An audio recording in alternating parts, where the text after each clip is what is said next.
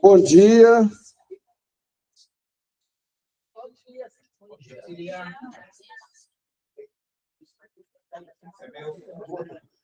O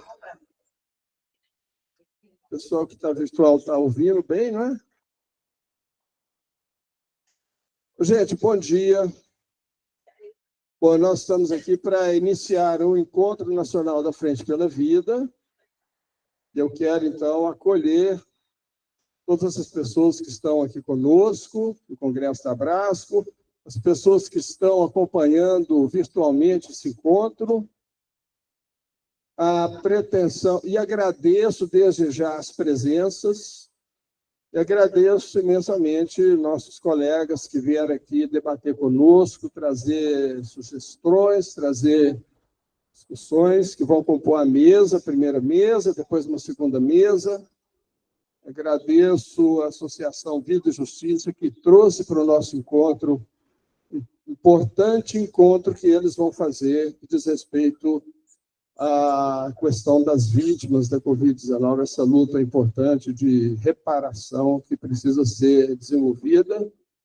E também, não só reparação, mas as pessoas que cometeram os crimes na pandemia devem responder por eles. E a Associação Integra a Frente pela Vida está conosco e nós estamos com eles nessa luta. Muito rapidamente, o objetivo do nosso encontro é nós iniciarmos uma discussão para a formulação de uma proposta para a política de saúde do Brasil, política a qual nós vamos disputar o ano que vem no contexto das eleições presidenciais de 2026, como fizemos em 2022. E a Frente pela Vida é um movimento social de caráter de frente política. Então, portanto, quando nós pensamos a política, nós estamos olhando para este movimento social, suas necessidades de saúde, a proteção da sua vida, suas dores, seus problemas. É aí que nós estamos conectados quando pensamos a política em todos os seus aspectos. A sua função nobre no campo da saúde de cuidar, principalmente. A Frente pela Vida, nós vamos exercer hoje um debate e, no próximo ano, a continuidade desse debate. E como nós temos feito na Frente pela Vida, com total liberdade de expressão de todo mundo, das suas ideias, suas opiniões, com energia, podendo divergir, podendo polemizar, e nós, que nos sustenta esses 6 anos como um princípio político importante da nossa relação, é o conceito de consenso progressivo. E no consenso progressivo ele supõe o debate franco, aberto, sincero de toda política, uma disposição de escuta, tolerância, de fala e de diálogo para compor posições, e o que for consensual é assumido pela Frente pela Vida. Mas, se não for consensual, a entidade ou pessoa que defende no âmbito da frente a sua posição tem total direito de continuar defendendo, propagando na sua base. Então, essa fórmula que é de uma relação política, de construção de frente a partir desse conceito de consenso progressivo, sustenta a nossa relação política, construiu uma coesão na Frente pela Vida e construiu, mesmo na diferença, a confiança política que nós usamos para constituir entre nós o comum. E o comum nos dá um caminho. Então, estamos iniciando a nossa preparação para essa disputa o ano que vem. E não será fácil, todos sabem, mas nós temos ânimo, energia e vontade suficientes para enfrentá-la como ela deve ser enfrentada. Então, renovando aqui os agradecimentos, eu vou, em nome da Frente pela Vida, né, abrir esse encontro e passo agora a palavra ao Carlos Fidelis, que é presidente do SEBS, para compor a mesa, e ele vai coordenar os trabalhos dessa primeira mesa e vai compô-la agora. Obrigado, Carlos.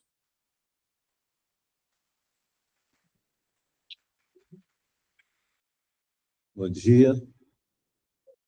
É um prazer estar aqui com vocês, ainda mais hoje na possibilidade do meu Flamengo ser campeão da Libertadores. Vamos ver, né? Na hora da abertura, coisas que acontecem. Bom, vamos adiantar aqui e compor essa mesa que certamente muitas contribuições trarão para o debate da incidência política que a gente quer fazer nas eleições do ano que vem. Então, vou chamar a professora Sônia Fleury, do Centro de Estudos Estratégicos da Fiocruz, e o dicionário de favelas, Marielle Franco. Professor Jair Nilson Paim, do Instituto de Saúde Coletiva da UFBA. Professor Francisco Púncia, presidente da ABRES.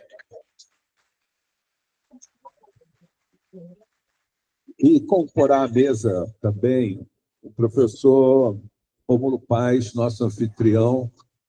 Mas, como anfitrião, ele está envolvido em tarefas, ele vai ser o último a falar, já comunicou à mesa que depois estará aqui presente. Como vocês sabem, a Frente pela Vida foi fundada numa situação de emergência sanitária, a maior emergência sanitária que já enfrentamos, um governo negacionista, com ataques à democracia, e a Frente pela Vida, naquele momento, serviu para organizar o nosso campo, para fazer frente à barbárie que então se anunciava.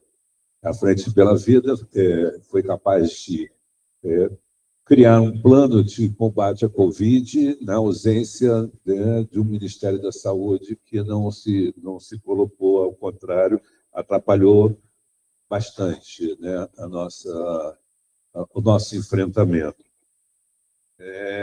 Ela também promoveu uma série de conferências livres no ano eleitoral, lá de 22, como forma de incidência no debate político nas eleições, e essas conferências culminaram em agosto de 22 em São Paulo, com a presença do então candidato Luiz Inácio Lula da Silva, que se comprometeu com uma pauta que levamos para ele. Entre eles estava a defesa do piso e dizer que saúde não é gasto, é investimento. Isso talvez seja retomado, certamente será retomado aqui. A frente também serviu para disputas, tanto no nível externo, né, com o movimento, mas também no nível interno, já que a gente estava formando um governo de coalizão, então a gente teve disputas tanto na transição como depois do exercício do governo. Eu lembro aqui, um exemplo foi quando a frente defendeu o piso, que estava em risco no momento em que a gente esteve lá no Ministério da Fazenda, e que depois o presidente Lula se comprometeu com a manutenção do piso. Ali foi um momento bastante significativo. Ontem nós fizemos uma reunião do SEBS, e aí eu acho que vamos deixar como provocação para a discussão, né, alguns pontos, como a necessidade, né, que estamos tentando e conseguindo, em certa medida, de azeitamento entre as relações da frente com o governo, né? E essas relações precisam ser azeitadas. Alguma hora falha aqui, deu uma lacuna ali, mas precisam ser azeitadas, assim como as relações com o Ministério e o Conselho Nacional de Saúde, né? Em vários momentos a gente viu que isso ficou faltando e corremos para corrigir, como foi, por exemplo, com a questão da saúde única. Vou tirar aqui. A questão da saúde, do conceito de saúde única, quando a gente foi discutir, agora tem especialistas, né, e outras que a gente vem conversando com o governo e tentando aprumar essas ideias. É um governo, como se sabe, sob ataque, é um governo que tem o orçamento comprometido, né? O orçamento que ele pode lançar mão é muito reduzido em relação a governos anteriores, e você tem uma taxa de juros de 15%, e as emendas parlamentares, um Congresso que fez o absurdo de, por exemplo, tirar os vetos que o Lula fez no projeto da devastação recentemente. Essas coisas precisam ser aprofundadas e a relação mais azeitada. Sem mais, eu vou passar, então, a palavra para a professora Sônia. E temos aqui um aviso do Túlio. A Eliane Cruz, que coordena o gabinete do ministro, se quiser falar agora, antes de todos, ou vai deixar para o final? Só um segundo aviso. Nós estamos gravando e o encontro vai subir para o YouTube para acesso a todas as pessoas posteriormente, tá? Fizemos convite a bancadas também vinculadas à saúde, alguns se manifestaram. Convidamos o ministro Padilha e a Eliane está representando o ministro. Por favor, Eliane, muito obrigado pela presença.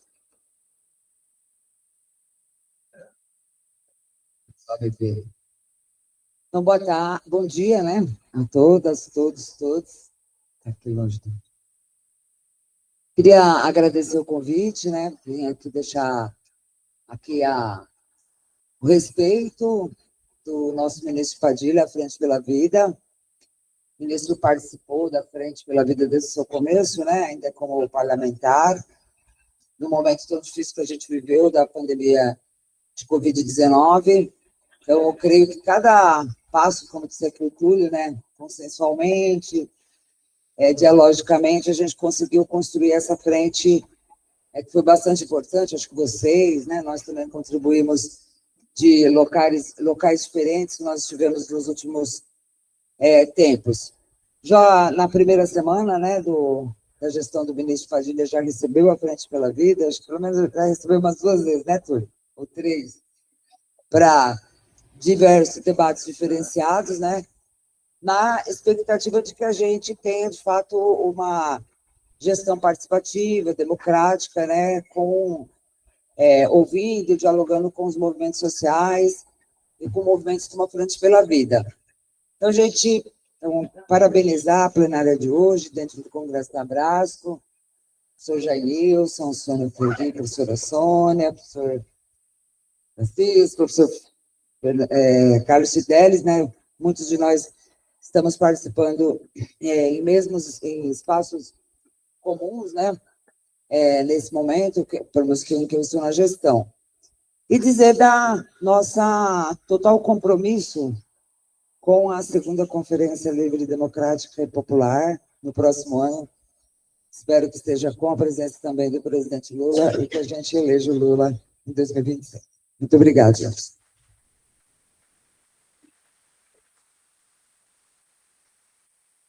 É isso, gente. Vamos lá. Vamos ver se a gente consegue. A gente até agora trabalhou na resistência. Vamos ver agora se a gente trabalha no avanço. Né? Professora?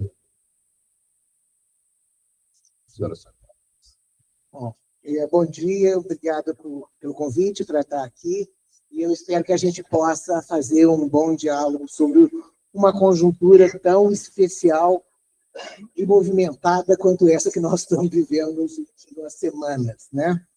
Que tem se caracterizado por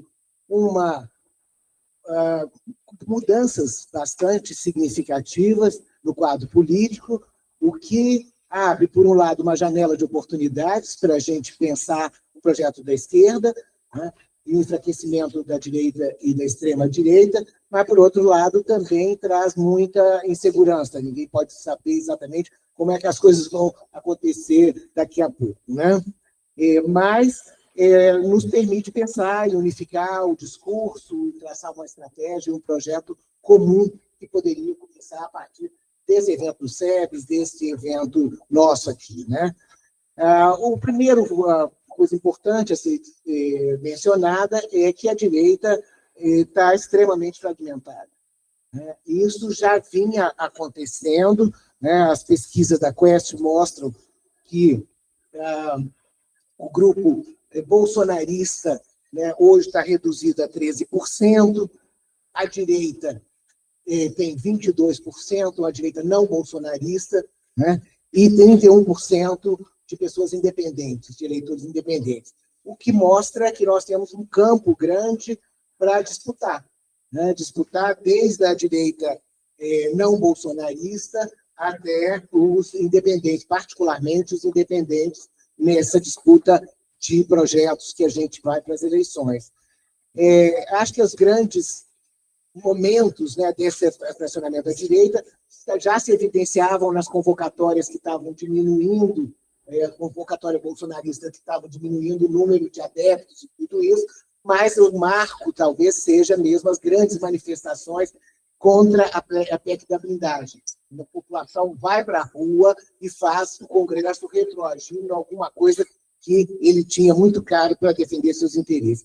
Depois se segue a isso a questão do tarifaço, essa tentativa de usar os Estados Unidos para pressionar o governo, a postura soberana que foi adotada, as prisões, o caso da tornozeleira, e, finalmente, essas questões, as ações da Polícia Federal, do carbono oculto, do Banco Master, que mostram cada vez mais próximo aos congressistas de direita e do centrão, né, o envolvimento com o PCC e usando o mercado financeiro e tudo isso. Então, essas conexões começam a aparecer, por isso a PEC da blindagem e por isso todas essas coisas. A direita, então, está disputando sem saber quem vai ser o sucessor, né, do espólio do Bolsonaro, e nesse dilema atroz entre ter o espólio para ganhar votos e, ao mesmo tempo, distanciar-se e ter uma outra cara mais técnica, como do Tarcísio, para evitar os problemas de um bolsonarismo que está em decadência, né? Isso, a partir dessa fragmentação e deste cenário adverso, né, para a direita, aparecem dois movimentos da direita muito fortes, né?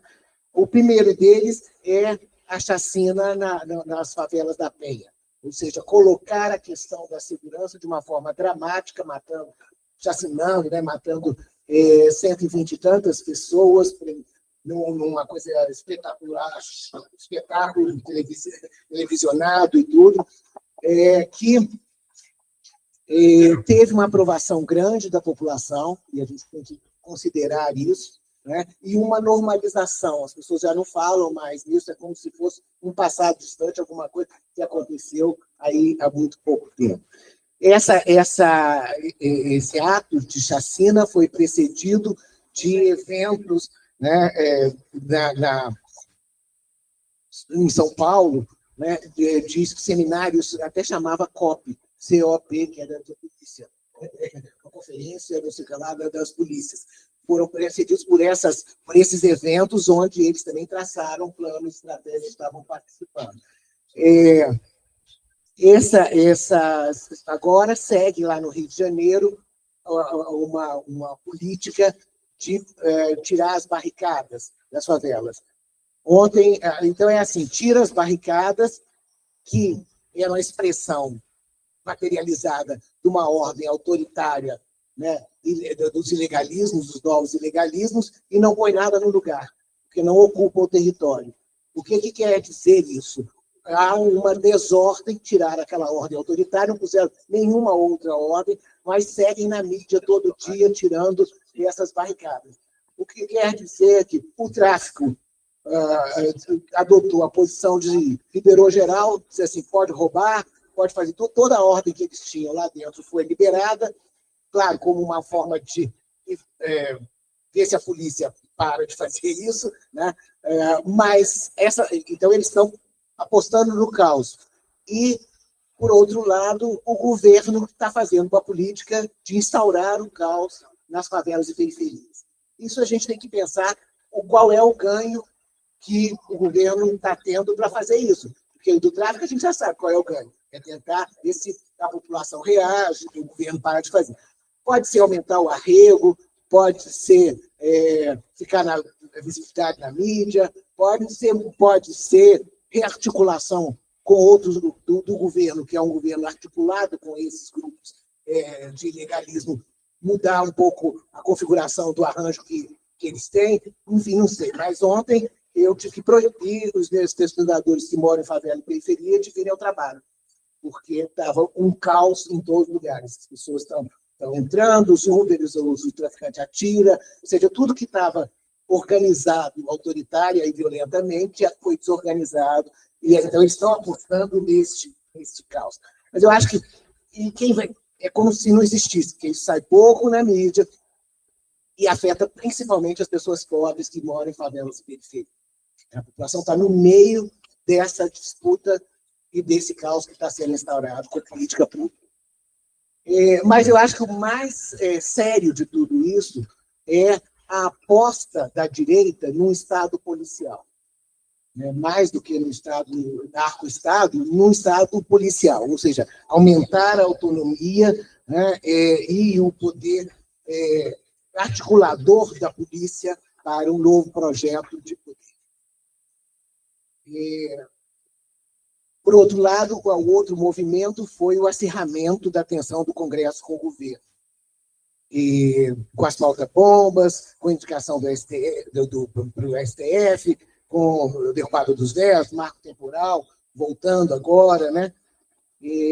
É uma conjuntura, mas ao mesmo tempo que tanto o Senado quanto a Câmara estão apostando nesse tensionamento, né? Por outro lado, a conjuntura está impondo a eles colocar em pauta coisa que não queriam pouco, que estavam ali paradas. Por exemplo, a PEC dos grandes devedores, isso estava parado, teve que voltar, não é? A PEC da segurança também teve que voltar. Então, a conjuntura está impondo, e, por outro lado, o próprio Centrão sabe que, se o Lula vai para o 4º mandato, ele vai ter que se aproximar do Lula, então também não pode acirrar demais. Então, eles estão vivendo esses dilemas, né?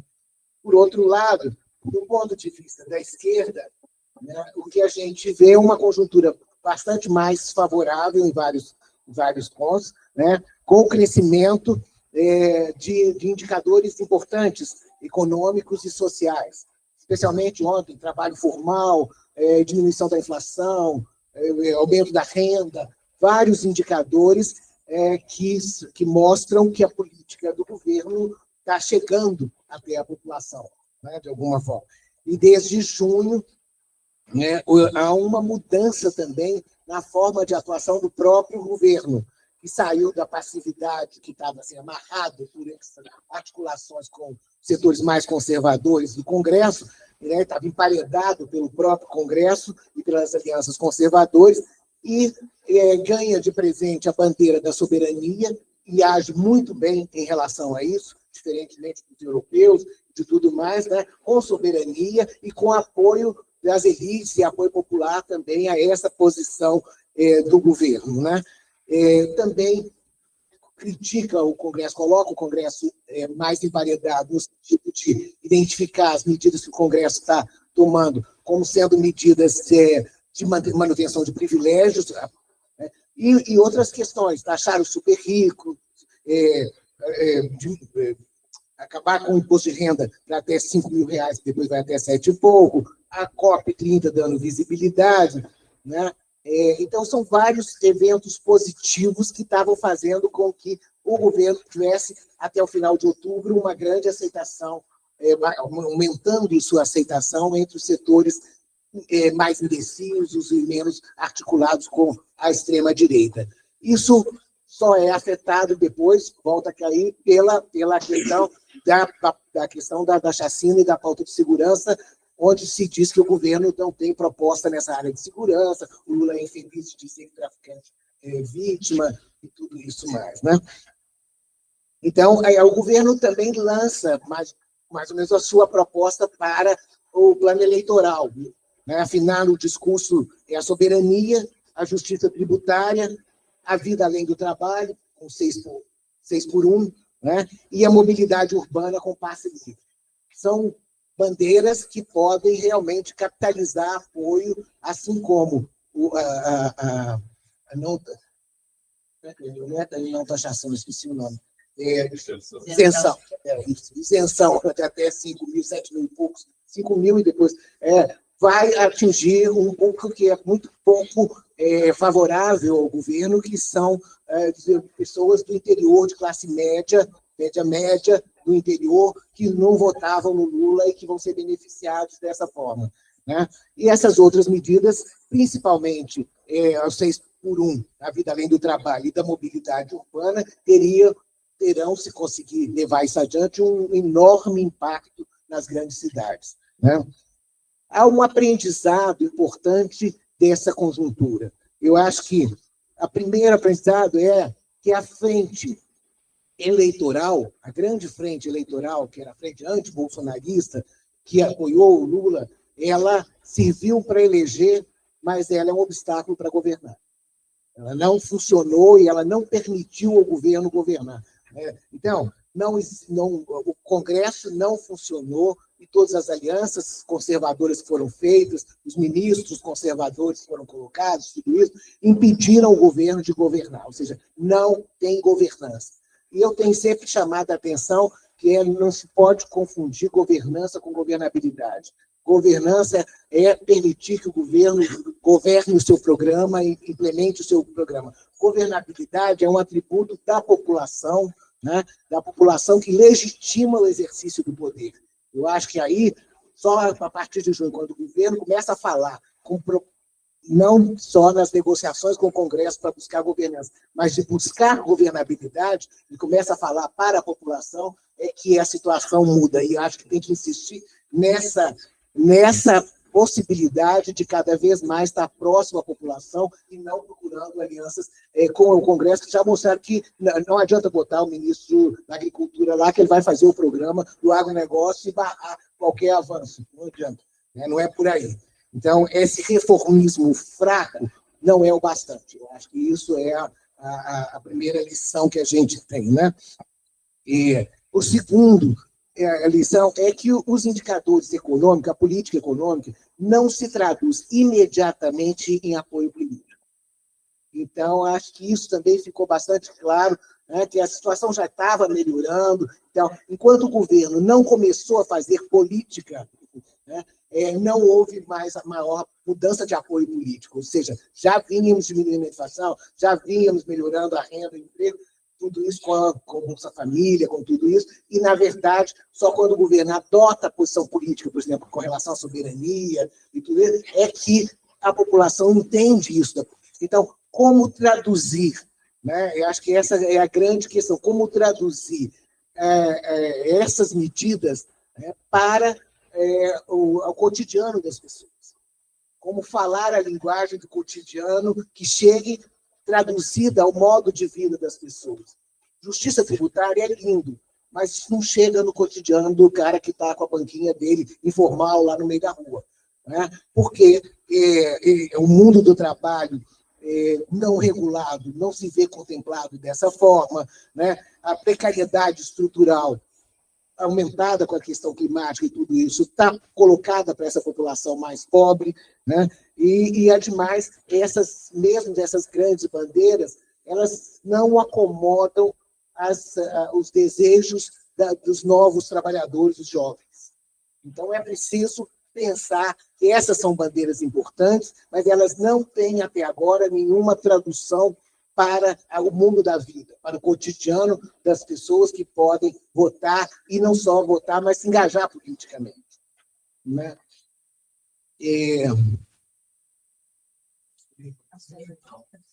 Então, tá bom, você tem mais coisa para falar, né? Eu acho que, então, para pensar, seguindo esse raciocínio, esse momento pré-eleitoral que nós vamos entrar é um momento de disputar significantes. Nós temos significantes que estão sendo apropriados pela direita há algum tempo e a gente está passivamente diante disso. Liberdade, empreendedorismo, família, tudo isso tem que ser uma disputa nossa, né? Eu fiz pesquisa agora com jovens de favela que estão envolvidos em projetos coletivos, envolvidos em projetos sociais junto à Fiocruz. É muito interessante, porque todos eles têm religião, estão ligados à igreja, participam de grupos culturais, tudo isso. Mas você fala, quem que influencia a sua formação é a família. E depois a escola.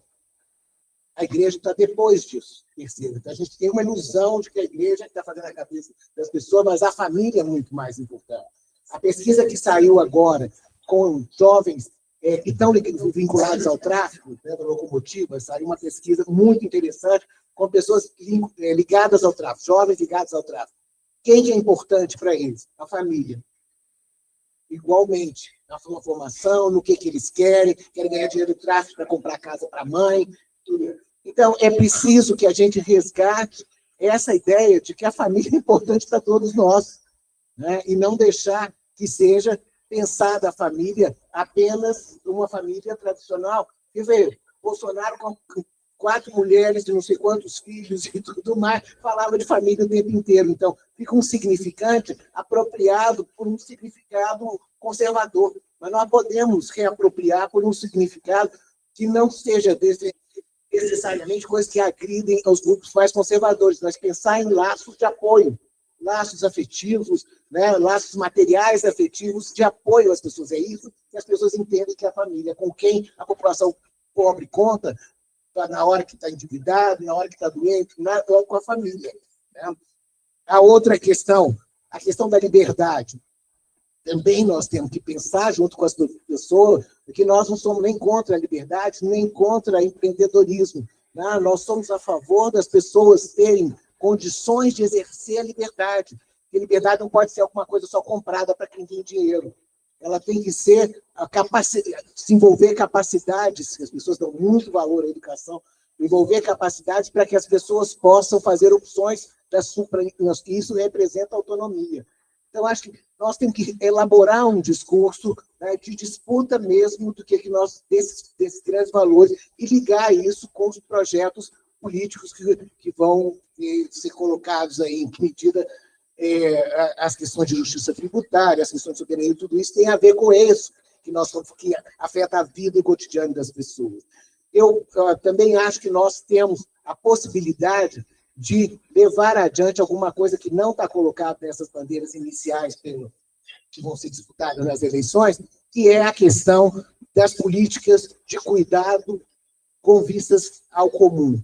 Eu acho que a questão do cuidado é da nossa área, ela é da área da assistência, da área assistencial da saúde, da ciência social, mas ela é também das pessoas que se envolvem na comunidade. Nós tivemos, durante a pandemia, uma enorme participação da população de favelas, periferias e comunidades, que foi excepcional, né? Se organizando, fazendo gestão territorial, fazendo painéis de mortalidade, que são questões epidemiológicas, com apoio da universidade, da Fiocruz, que seja, mas fazendo logística para distribuição de comida, de recursos, tudo isso. Isso não foi capitalizado, existe essa potência, né? Agora, no Congresso da Direita, eles falavam, da polícia falavam que a potência está sendo instrumentalizada pelo tráfico. Eu acho que essa potência não está sendo instrumentalizada pelo tráfico e nem por nós. Nós não estamos disputando essa potência que existe nas periferias e favelas. Mas eu acho que, se nós tivermos propostas, né, que envolvem, inclusive, eu acho, um emprego, acho que é preciso dar oportunidade das pessoas se empregarem em projetos nos seus territórios, né, de construção de centros culturais, de educação, de ativismo digital. Eu acho que nós temos que reapropriar para ter o centro do cuidado, é o território, onde as pessoas vivem.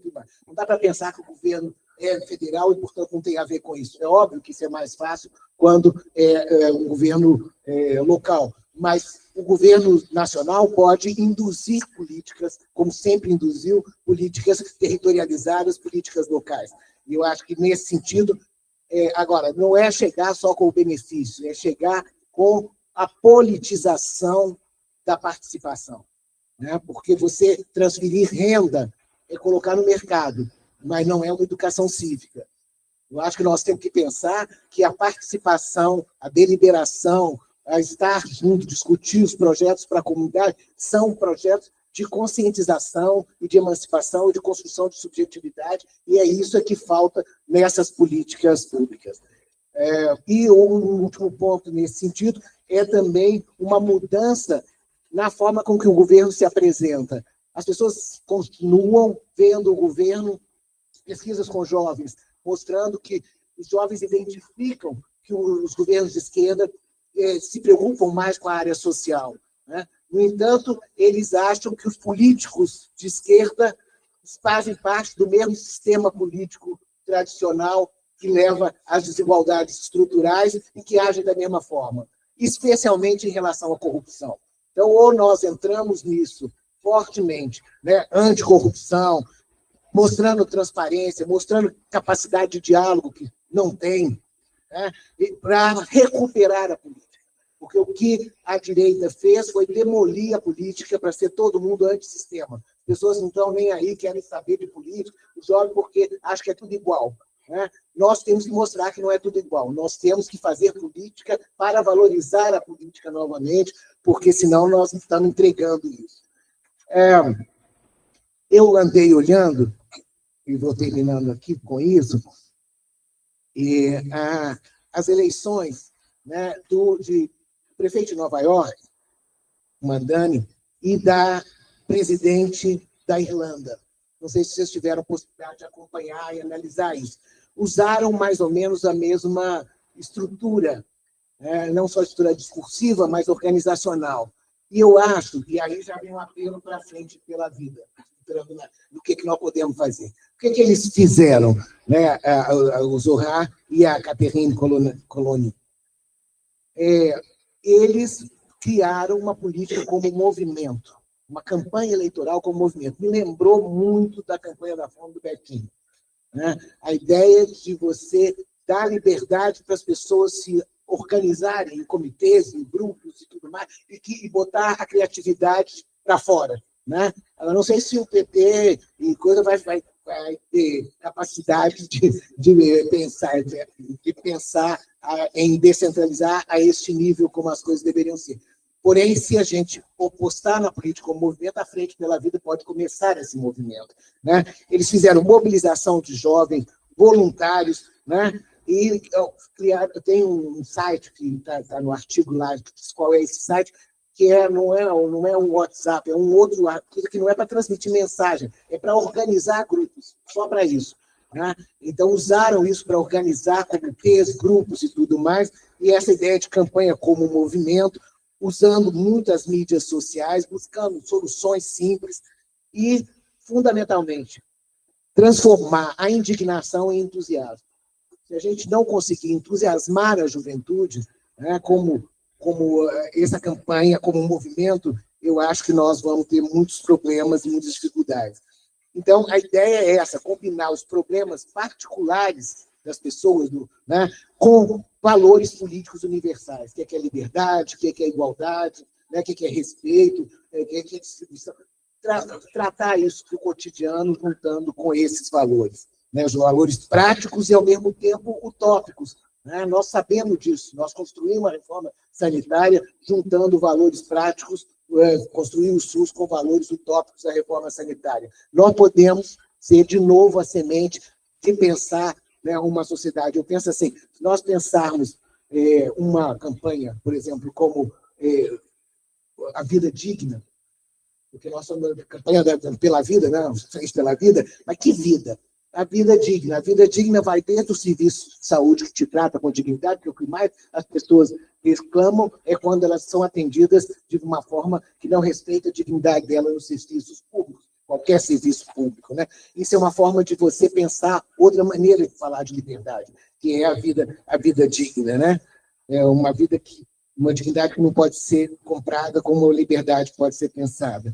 Então, é isso, nós podemos iniciar, né, pensando e ousando algumas questões que eu acho que o governo talvez tenha amarras para isso, mas que a gente pode empurrar, como a questão do arcabouço fiscal, porque nós vamos precisar ter recursos para fazer política redistributiva de verdade, né? Políticas de reindustrialização novamente, né? E também eu acho que nós somos, como sociedade civil, extremamente tímida em pensar a questão das emendas parlamentares e de quanto que elas estão afetando a saúde, a ciência e tecnologia e todas as áreas que são fundamentais para você ter não só uma vida digna, mas uma ciência digna, uma saúde digna para nós também. Muito obrigado.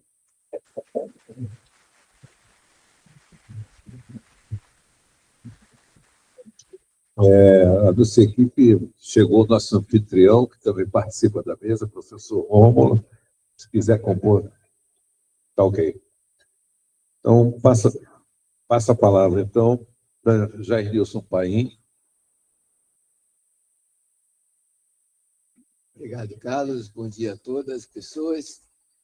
Eu quero também agradecer o convite da Frente pela Vida para estar aqui, fazer, nessa oportunidade, uma homenagem às companheiras e companheiros que criaram este movimento. Então, estou vendo aqui a Lúcia, estou vendo o Pigato, estou vendo o Túlio, estou vendo a Abrasco, estou vendo, enfim, muitos de nós que, de alguma forma, mais próximas ou um pouco mais remotamente participamos desse movimento. Eu vou trazer aqui algumas perguntas, muitas delas até já foram respondidas por Sônia, e atualizar um pouco uma discussão que nós tivemos no mês passado no SEBS, na Bahia, promovido pelo SEBS com a Fiocruz, no sentido de fazer uma análise um tanto mais estrutural em relação à situação que nós nos colocamos. Eu vou trazer, portanto, uma reflexão acerca do SUS, da construção do SUS. Foi esse o convite que nos foi feito. E, nesse particular,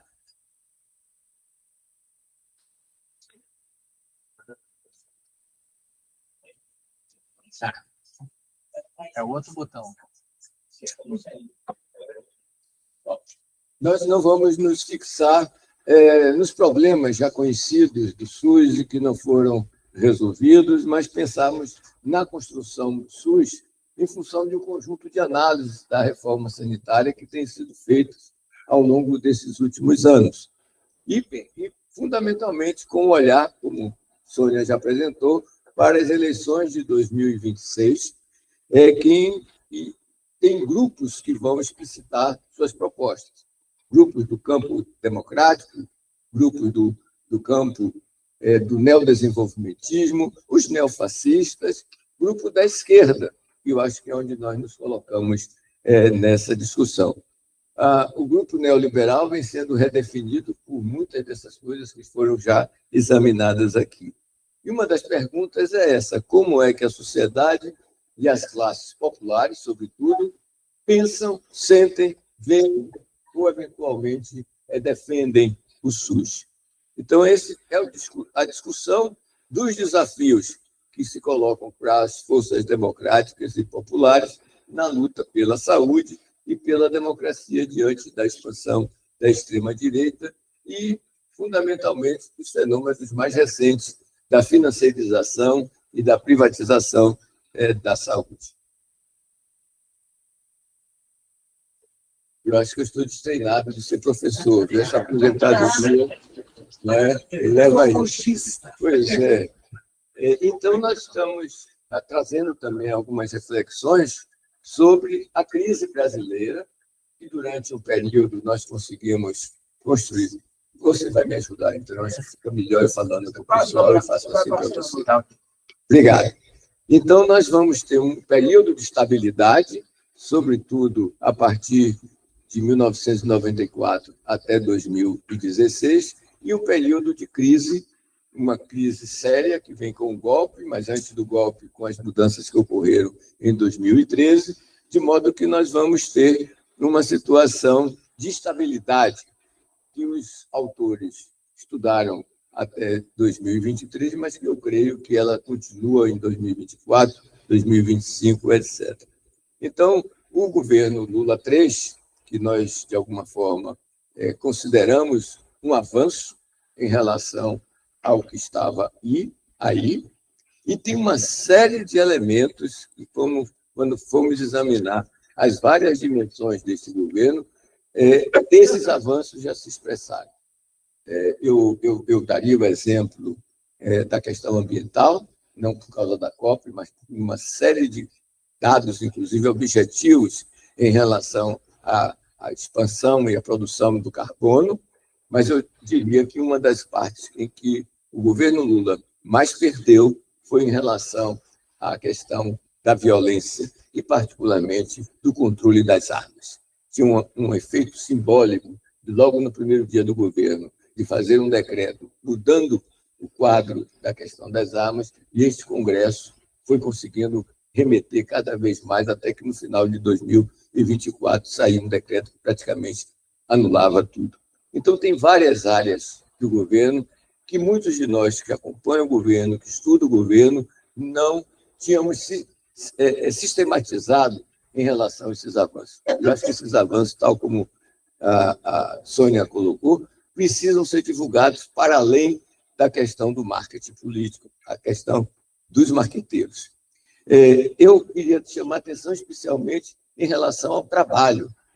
Quer dizer, houve muitos avanços em relação ao trabalho, houve muitos avanços em relação à educação, mesmo que as universidades encontrem problemas seríssimos. Então, tem várias dimensões que já foram avaliadas, está em um livro publicado esse ano, agora no segundo semestre, sistematizando as várias áreas de governo no sentido do que se conseguiu alcançar nesses 2 anos, com todos esses problemas que Sônia colocou.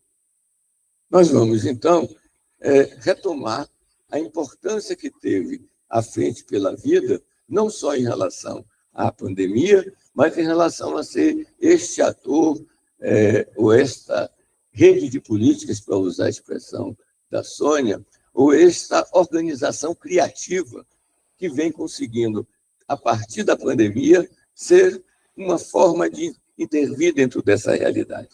Então, esse movimento vai conseguindo coalizões em várias dimensões, com vários grupos, com todas as segmentações que nós fomos desenvolvendo nos últimos anos, de uma forma positiva, de uma outra forma mais preocupante, e, particularmente, na criação de um programa de governo que foi subscrito, ou pelo menos aceito, naquela reunião histórica de agosto de 2022.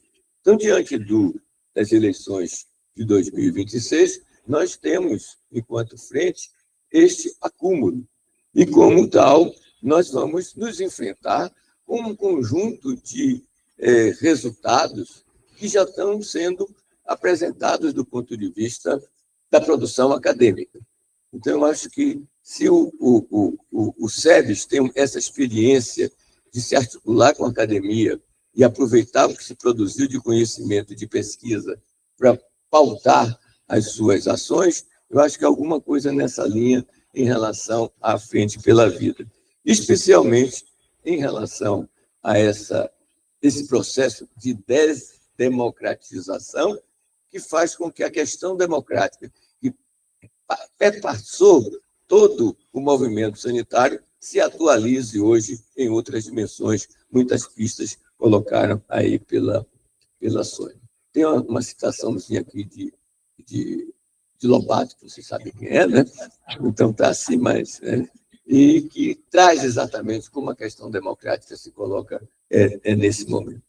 E, nesse particular, e eu acho que essa é uma das questões que eu queria ressaltar, é que a gente tem que pensar o SUS, sim, mas o SUS não está sozinho. Né? Quer dizer, é um SUS misturado, é um SUS, para usar uma metáfora, com vasos comunicantes com o mercado e com o capital. Às vezes a gente enche mais o entusiasmo e fala uma saúde pública como se fosse um contraponto à saúde privada. Eu acho que o que se tem de acúmulo em relação ao que se produziu no Brasil permite apontar que esse sistema público ele se mistura completamente com o setor privado e é pautado pelo setor privado e sofre as consequências desse setor privado que, para além daquela privatização que a gente discute desde o tempo de Gentilly de Mello, tem um processo muito mais recente, mais profundo e que não é tão visível a olho nu, não é tão fenomênico assim, que precisa ser trazido para o debate político, porque essa é uma conversa que eu tinha com Noronha antes, que a questão das análises estruturais, mesmo que para alguns pareça alguma coisa anacrônica, se fazem pertinentes, se fazem necessárias. Um exemplo, a maioria dos ministros e secretários que nós conhecemos, muitos nossos amigos, ignoraram solenemente, ao longo dos últimos anos, a questão da ANS, por exemplo, que é uma expressão dessa relação com o setor privado. Eu acho que está na hora de... Quando discutimos em junho de 2022 a proposta daquela coligação, muitos de nós chamou a atenção que 2 pontos não tinham sido colocados. A relação com a regulação do setor privado. 2, a questão do subfinanciamento. Então, evidentemente que nós vamos ter ganhos. Quer dizer, se acrescentou quase que 30%, se eu estiver errado, você me corrige, em relação ao orçamento na saúde, mas que foi, né, sabotado pelas emendas parlamentares. Mas houve crescimento. Quer dizer, o novo regime fiscal tende a reproduzir o conteúdo da emenda constitucional 95, mas a emenda constitucional 95 foi extinta, que era uma promessa de campanha do presidente Lula. Então, acho que não pensar...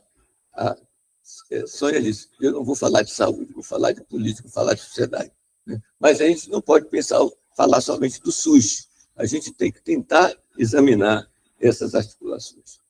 Então, nós vamos ter aí uma correlação de forças que a própria Sônia, na análise de conjuntura, aponta que não é favorável, mas a mobilização popular, a mais criativa possível, tem muitas pistas para a gente discutir, se coloca, portanto, como uma das questões centrais desse momento que estamos vivendo.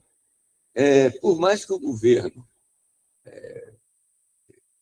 carregue todas as suas forças em relação ao programa Agora Tem Especialistas, nós não podemos ficar subalternos a essa única pauta. É quase que um samba de uma nota só. Então, acho que a gente reconhece a importância dessa iniciativa, mas, enquanto programa, a gente tem que, inclusive, ver por que é que ainda estamos discutindo uma situação em que nós fomos reféns do setor privado ao longo do tempo, não criamos uma infraestrutura pública que fosse além da atenção básica. Eu acho que esse é um ponto também importante para a gente conversar. E agora, com todos os pedidos de licença e com todas as data-vênias dos mais modernos e pós-modernos, nós vamos lembrar aqui que é importante a gente conhecer, não é, como é que se insere os grupos sociais na estrutura social. Então, nós vamos ver que nós somos os muitos, mas tem uns poucos aí, com menos de 5%, que controlam os 95%. Né? Então, a gente tem que voltar, Sônia, a fazer análise, como o Paul Singer fazia há tempos atrás, de aproveitar certas possibilidades do censo e tentar identificar, vou falar uma coisa bem antiga, classes sociais. Né? De aproveitar, por exemplo, Mário Bronfman, que você conheceu, no México, e com o conceito de classes sociais no capitalismo de hoje, ou seja, dos anos 70, né? Que se trabalhava que as classes mudaram, ele aproveitar também o censo do México e fazer isso. E hoje, gente, nós temos PNAD contínua, não é? Quer dizer, está na hora desse pessoal da academia, que não está aposentado, não é? Estudar essas coisas. Então, por quê?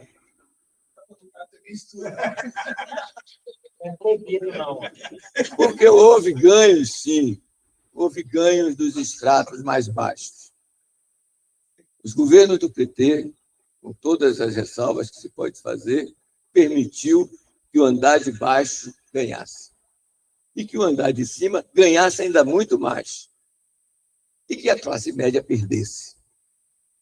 Então, eu acho que esse é um dado que a gente tem que examinar. Essa história que a gente ouviu tanto, porque a classe média reclamou porque tem que pagar todos os direitos da empregada doméstica, que a classe média reclamou porque ia para os aeroportos, diziam que parecia rodoviária. Tudo bem, tudo isso existiu. Mas, objetivamente, o bolso, a classe média perdeu. Então, acho que essas análises, por mais aparentemente anacrônicas, vão nos ajudar a explicar alguns desses fatos que foram... que ela hoje deu um salto na minha mão, como há alguns anos atrás, que eu não vou dizer quando, por causa de Sônia, ela matou todas as moscas da 8ª conferência que estavam em cima dela. Eu estava na mesa com ela. Só que eu disse a ela que hoje eu vou ficar mais à esquerda dela. Gente, vamos continuar. Então, tem outra dimensão, que não é a inserção infraestrutural de classe, mas a inserção superestrutural de classe. O fato de você estar embaixo não quer dizer que você pense como os de baixo. Você pode se pensar como os de cima, no mínimo para querer ser como os de cima. Mas todo aquele debate que nos cansou nos últimos tempos, da polarização, estudo recente examinando 200 formas de perguntar às pessoas sobre certas coisas, identificou que tem, de um lado, 5%, que somos nós, progressistas militantes, salvo o melhor juízo, e tem uns 6%, que estão chamando aí com uma palavra, uma expressão para não xingar ninguém, mas que são os fascistas. E tem uma boa parte que está na fala de Sônia, que são os invisíveis. Como chegar a eles? Eles, muitas vezes, se aproximam de uma pauta, sobretudo de valores, de costumes, como o pessoal anda chamando, que está mais para a direita do que para a esquerda. Então, acho que esses dados, que não são apenas quantitativos, mas são quali-quanti, a gente tem que trabalhar para além dos comentários, das análises políticas que nós fazemos. Nós vamos, então, passar por fenômenos muito complexos, e para isso a ciência pode nos ajudar, em que empresas de saúde cresceram muito até 2025. Quer dizer, a gente estudou muito até 2014, 2018, mas de 2018 para 2025, um conjunto de fenômenos quase que semanais ou diários e surpreendentes. Quer dizer, nós chegamos a um ponto, quem imaginava que uma rede de hospitais ia comprar uma operadora potente de plano de saúde ligado ao ramo dos seguros. E, ao mesmo tempo, ia comprar uma chamada administradora de planos. É uma inversão completa. Isso precisa ser examinado. Isso precisa ser investigado para poder ver qual é a repercussão em relação ao SUS. Controle meu tempo, senão a gente vai à frente. Né? Então, nós vamos ter a necessidade de resgatar um conjunto desses estudos políticos, um conjunto de produções que têm sido feitas, sobretudo na USP, na Unicamp, né? Em alguns grupos que trabalham com pesquisa qualitativa, entrevistas, grupo focal, etc., para entender de uma maneira mais fina, portanto, mais sustentável, esses fenômenos que nós estamos examinando mais recentemente. Nós precisamos entender conflitos de classes e frações de classe que não são coisas do capitalismo industrial apenas, mas está no capitalismo da informação, informacional, da chamada era digital. Pelo menos faltando 5 minutos, você me avisa para não ficar muito sem graça no final. Obrigado, presidente. Perspectivas que se colocam para a construção do SUS. Né? Essa reforma tributária que nós iniciamos, hoje é o central. Não foi por acaso que, recentemente, no Congresso da Alames, José Dirceu disse: a gente não pode fazer uma revolução agora, mas pode avançar na reforma tributária. Se a gente avança na reforma tributária, muita daquela escala que eu coloquei para vocês, das classes e das frações de classe, pode mudar. Isso, para uma sociedade como a nossa, tem um caráter de revolução, que pode ampliar um conjunto de bases que sustentam a reforma sanitária, que pode, inclusive, apresentar uma situação em que vários sujeitos da prática, da praxe, possam ser constituídos nesse processo da construção das eleições de 2026. Então, nós estamos com a experiência da Frente pela Vida, resgatando aquilo que, anteriormente, nós sistematizávamos como uma frente sociocomunitária de construção da reforma sanitária. Tinha a frente parlamentar, tinha a frente técnica, mas eu acho que esse é algo mais, que foi até objeto de tese de doutorado recente, sobre a Frente pela Vida, que aponta para a organicidade desse movimento frente. Então, portanto, nós temos a possibilidade de, hoje, com este conjunto de informações, começar a articular alguma coisa que a gente desprezou, que era a política com o direito. Quer dizer, todas essas incursões que foram feitas junto ao judiciário nos últimos tempos, inclusive para poder enfrentar aquele avalanche neofascista dos últimos 4 anos atrás, 2019.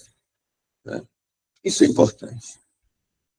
Finalmente, o tempo já está esgotando, tem algumas proposições que eu faço, depois eu vou deixar a apresentação aí, de sugestões em relação à regulação. Quer dizer, esse sujeito ausente da disputa passada tem que estar presente no momento. Eu queria concluir mesmo, tenho comentários finais, vou deixar por aí, dizendo uma coisa que é muito importante. Eu estou cada vez mais anacrônico, quero socializar isso com vocês. Hoje é moda de falar em marcadores. Aí tem uma lista de marcadores. Classe aparece como um marcador, talvez o quinto, deve ter uns 4 ou 5 antes. Mas, gente,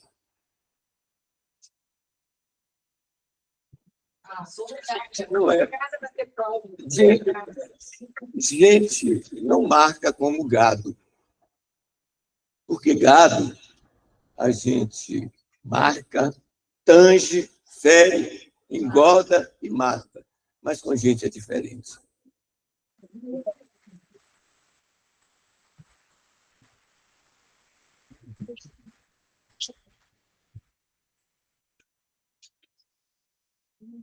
Professor Jailson já tocou a disparada, né? Vamos agora escutar Francisco Fúncia, companheiro lá do Conselho Nacional de Saúde e presidente da ABRES.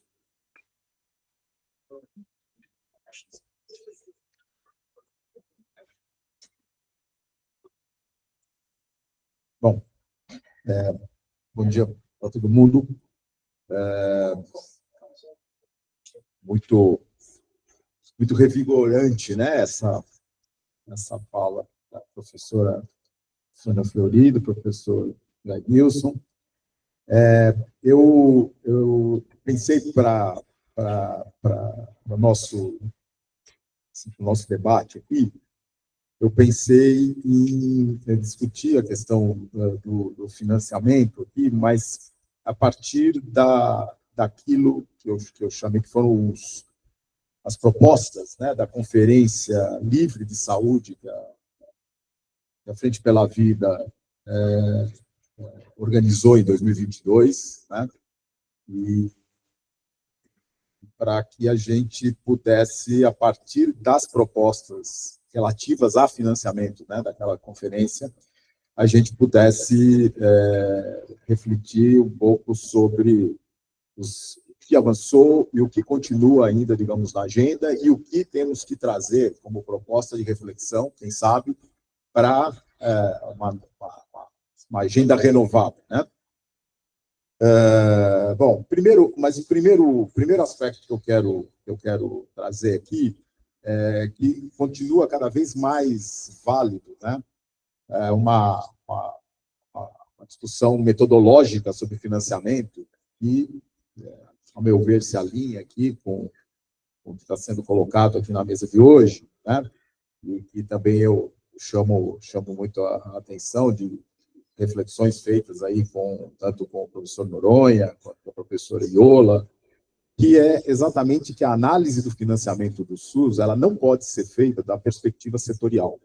Não dá para eu olhar a questão do financiamento do SUS por uma única ótica que seja. O SUS precisa de mais recursos, ponto. Porque nessa abordagem, ela, ainda que seja, digamos, correta do ponto de vista enquanto assim, o SUS necessita de mais recursos, mas ela é insuficiente do ponto de vista de como fazer para se ter viabilizar esse ingresso adicional de recursos. E o que significa essa ausência de recursos. Então, se a gente não conseguir ter esta perspectiva, né, do ponto de vista da análise, até para a partir daí, a gente tentar dimensionar que ações que nós temos que fazer, que ultrapassam, digamos, aquele campo da chamada política setorial específica, no campo da saúde, a gente pode, enfim, não avançar na perspectiva que se busca enquanto um SUS, né, uma construção do SUS que é um processo de construção coletiva permanente, mas que necessita de enfrentamentos de situações concretas que podem, muitas vezes, estar saindo um pouco da rota, né? Então, eu vou tentar, então, um pouco, pensar essa questão também, que o contexto do financiamento do SUS ele tem que estar na perspectiva do contexto do financiamento das políticas públicas em geral, no contexto da Seguridade como parte da política pública e do SUS como parte da Seguridade Social. A Seguridade Social que a gente também tem visto que também tem sido, digamos, desarticulada, principalmente pela perspectiva do próprio financiamento. É um dos componentes dessa desconstrução, vamos chamar assim, desse avanço que a Constituição de 88 trouxe. Bom, então, eu vou partir das propostas da conferência. E cada proposta da conferência, à medida que eu tiver aspectos, né, que eu vou comentando cada uma delas e dentro do tempo que eu tenho também, tá certo?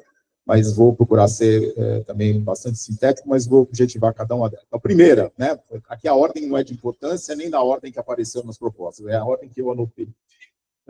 O gasto público mínimo de saúde tinha que corresponder a 60% do gasto total em saúde. Essa é uma proposta que saiu na Conferência Livre e que também foi incorporada, né, a partir que os delegados da Conferência Livre também tiveram na Conferência Nacional, na 17ª Conferência Nacional de Saúde, também está incorporada na 17ª Conferência Nacional de Saúde, né? Então, nós ainda não saímos, continuamos no mesmo, certa medida, no mesmo patamar que estávamos, que temos estado historicamente, né? O gasto público corresponde a cerca de 40% do gasto total em saúde, ainda que o gasto total em saúde, a gente, quando olha o gasto total em saúde do Brasil, o público mais privado, ele está similar aos dos países desenvolvidos, inclusive de acesso universal, tá certo?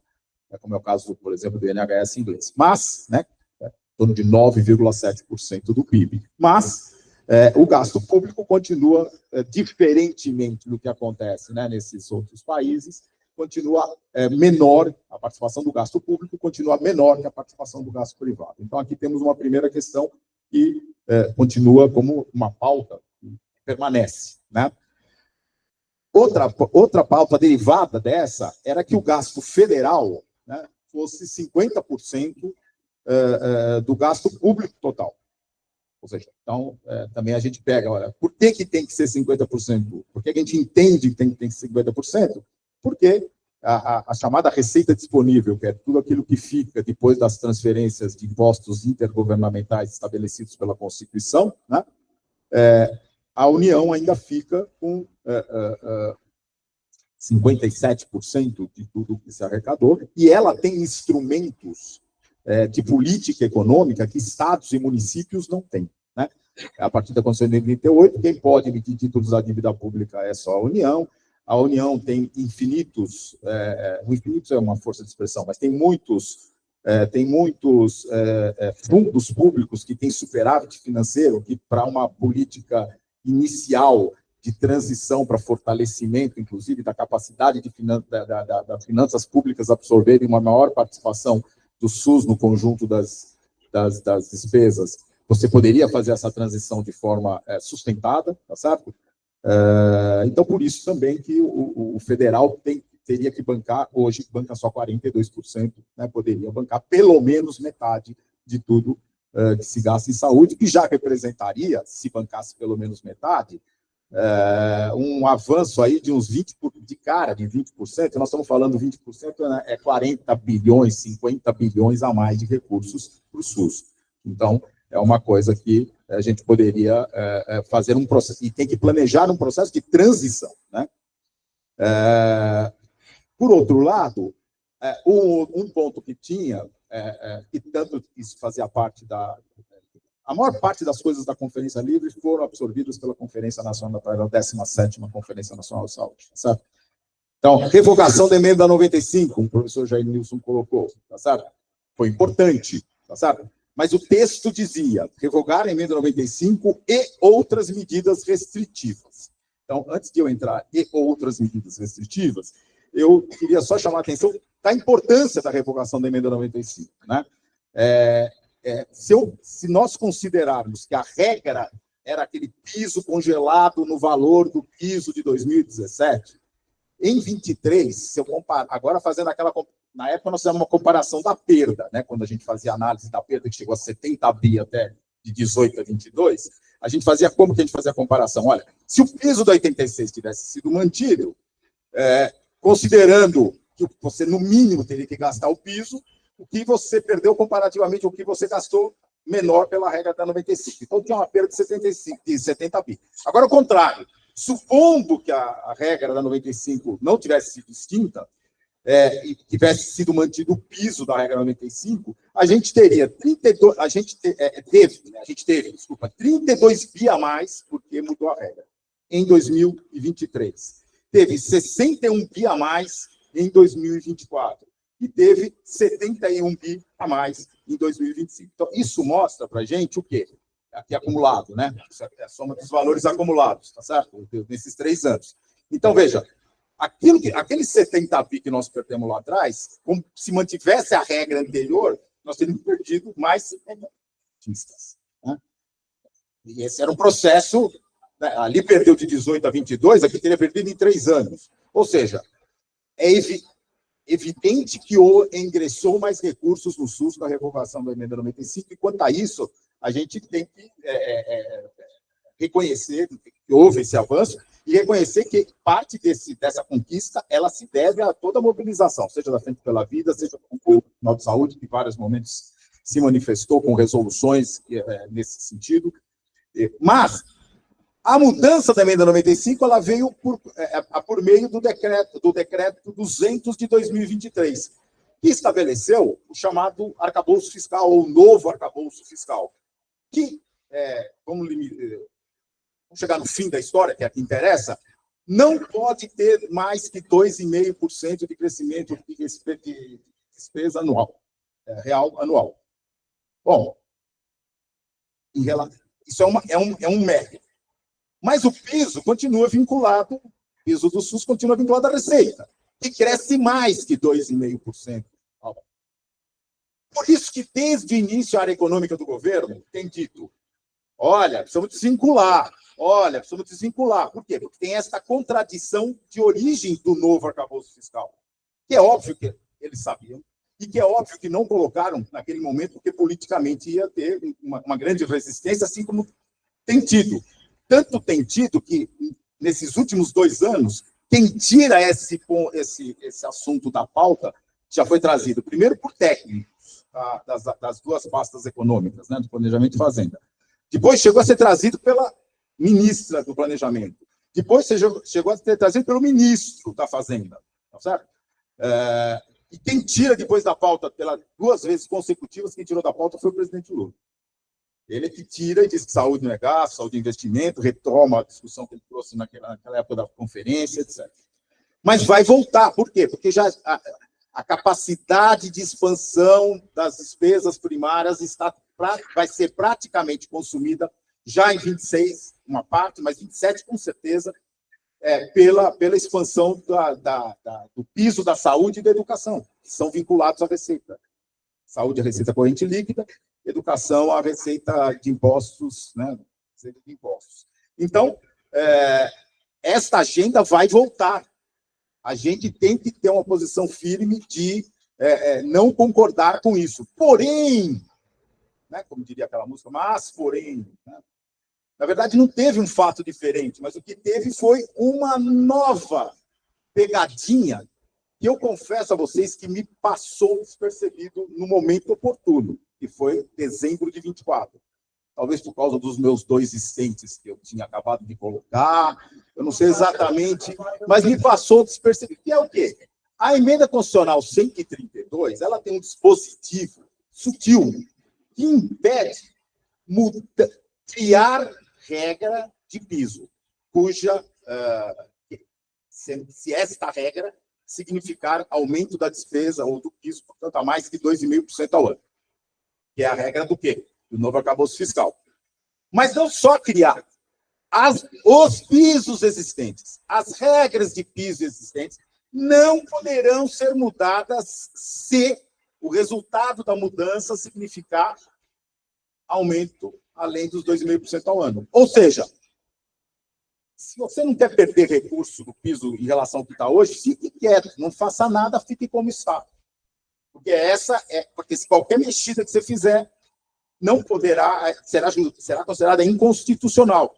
Tá certo? A não ser que a mexida seja na Constituição, aí vamos criar os famosos fatos de interpretação jurídica, tá certo? Que a gente viu em 2023, por exemplo, o que deu. 2023 ficou qual regra do piso que é? Não era mais a regra da emenda 95. Não era mais. Muitos entendiam que não podia ser plenamente a volta da regra da emenda 86, que já era em agosto. Outros falaram que tinha que ser um prorata. Aí surgiu a lei 201, que aí era um absurdo total, que dizia que tinha que ser da receita estimada, corrente líquida estimada para o ano de 23. Porque uma lei complementar não muda a Constituição. Né? Mas, enfim, aí ficou, aí o Tribunal de Contas falou, não tem regra 23. Faz o que vocês quiserem, tá certo? Considera o que vocês quiserem. O Conselho se manifestou, o Conselho Nacional de Saúde e tal, que tinha que ser, o piso tinha que ser correspondente à regra da emenda 86, tá certo? E, na prática, aí eu quero dizer assim, se eu fosse ministro da Fazenda, com a cabeça que eu tenho, claro, né? Que é um cara que tem 2 pés na saúde. Mas, se eu fosse ministro da Fazenda, eu jamais, por 5 bilhões, eu deixaria de fazer os 15% da receita corrente líquida estimada. Ou seja, não sob essa ótica, eu teria narrativa, no mínimo, só quer dizer, tinha nem narrativa. Sem contar que eu estaria efetivamente fazendo aquilo que é, né, saúde é direito de todos, direito do Estado. Estou tentando retomar, nada, a questão de não ter subfinanciamento, etc. Bom, enfim. Pois é, exatamente. Aí, conclusão. Né? Conclusão. Tá? Bom, essa é uma questão. Porque eu estou dizendo, você faltou só 5 bi, não é que assim, mantiveram, fizeram uma conta porque estava estourado. Não, entendeu? Por quê? Por que não? Porque exatamente a saúde ela já está subfinanciada crônica. Uma coisa assim, se você já estivesse gastando, o gasto público fosse 6% do PIB. Tá bom? Ah, não, aí tudo bem, podemos tentar segurar. Não, você está com gasto público lá embaixo. Então, isso foi comprimido, em 22 foi comprimido, até 22. Então, não tinha mais espaço para tirar, não é uma questão que não tinha espaço para que, sob pena de prejudicar as necessidades, o atendimento às necessidades de saúde da população. Mas, enfim, não é só dei esse exemplo. Então, enfrentar a emenda constitucional 132 é a primeira etapa, porque se não mudar a emenda 132, não consegue fazer nenhum movimento para melhorar o financiamento do SUS em termos de ter mais recursos. Aqui, acho que é uma outra coisa que está colocada. Depois, tinha também uma proposta de modelo de financiamento, né, que foi colocado, também saiu na conferência, que foi um modelo de financiamento que a ABRES, né, com um conjunto de economistas da saúde, tinham proposto que era tirar fatores, resumidamente, não vou repetir a regra, mas tirar fatores de cálculo de piso que tenham influência, né, que tenham interferência da dinâmica econômica, né, dos ciclos econômicos, etc., e garantir uma certa estabilidade com crescimento gradual, mas projetado ao longo do tempo, para possibilitar que o processo de planejamento possa ocorrer tanto pelo lado das finanças públicas, do ponto de vista que sabe, já tem com antecedência o que vai precisar, quanto do ponto de vista das políticas de saúde mesmo, do ponto de vista que eu sei o quanto que vai estar crescendo e como que eu vou fazer o planejamento disso. Tá? Então, essa é um outro aspecto, né, que está colocado. Se não for esta regra, alguma outra pode surgir, mas a ideia é essa, que a gente tenha mais estabilidade, né, além do recurso nacional, mas que tenha estabilidade para poder planejar no médio e longo prazo a questão do financiamento do SUS e também da própria política de saúde. Depois tinha a questão do ressarcimento do SUS às operadoras, né?